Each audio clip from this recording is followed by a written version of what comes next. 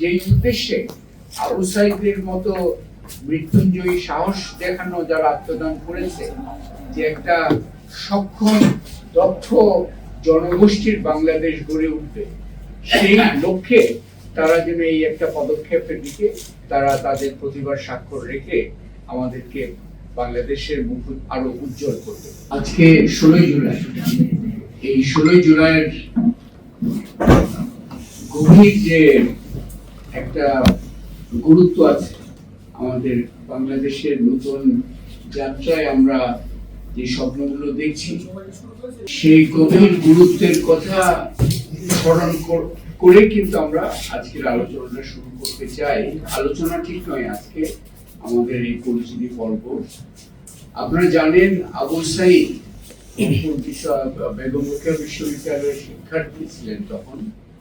আজ এই দিনে তার যে মৃত্যু ভয় অতিক্রমকারী সাহস দেখিয়ে এবং তার মহান আত্মদানের মাধ্যমে স্বৈরতান্ত্রিক যে কাঠামো ছিল তার পতনকে আসলে অনিবার্য করে তুলেছে।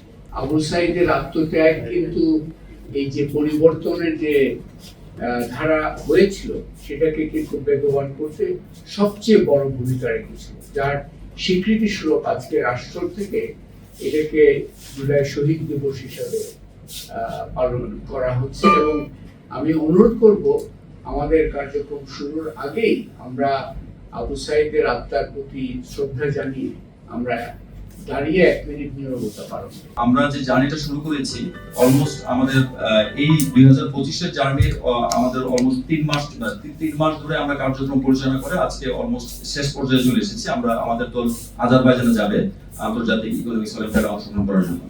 তো এখানে 5 জন রয়েছে, যে 5 জন জাতীয় দল, যারা 20,000 পরীক্ষার্থীর মধ্য থেকে প্রাথমিকভাবে আমরা 800 জনকে নিয়ে এসেছিলাম পরীক্ষার মাধ্যমে। দেন 800 থেকে 65 থেকে আজকে আমরা 5 জনকে নিয়েছি।